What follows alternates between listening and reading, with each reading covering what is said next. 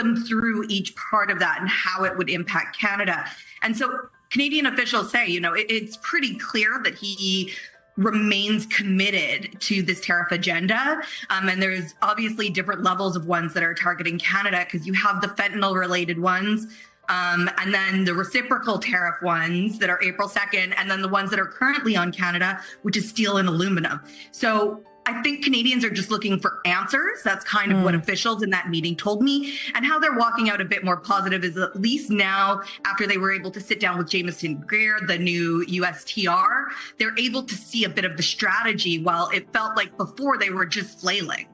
I'm curious if Canadians, did they expect this tit for tat earlier this week? When Ford announced that 25% surcharge on electricity exports, Trump clapped back with the 50% tariffs, the ones you mentioned there on Canadian steel and aluminum, and declared a national electricity emergency. I mean, were they worried it would spiral out of control? I think there was concern from different levels. There's been different kinds of responses. So we have a federal government response. Those are retaliatory tariffs that came into place after Trump first hit Canada with tariffs. And those are targeted to specific industries. So, Kentucky. But what it does to all these colleges, all these hospitals. Oh, absolutely. Downstream. Think about what happened to Johns Hopkins. Over 2,000 people laid off. Think about what that means for a city like Baltimore. It's already a struggling city. That's already struggling. Think about what's happening with the DOE and how that's going to impact local public school districts, how states are going to have to make decisions around hiring teachers and the like, and the like. This is going to have an impact downstream, right? So I think we need to be clear. The fact that, he's going to hook up his bros, right? That didn't even sound right coming out of my mouth. The fact that he's going to hook up his people, right?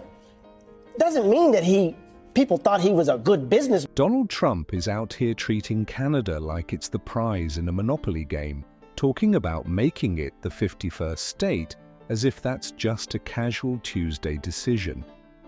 I mean, Canada has free healthcare, maple syrup, and hockey. Why would they want to trade all that for overpriced insulin and never-ending political drama?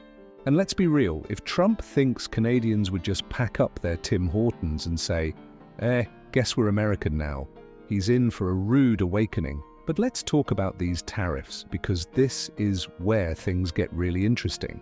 Trump is stacking tariffs like they're poker chips, hitting Canada with steel and aluminum taxes, fentanyl-related sanctions, and now reciprocal trade barriers. And Ford, who, by the way, is not the car company but the Ontario Premier, decided to clap back with a 25% electricity surcharge. And what did Trump do? He doubled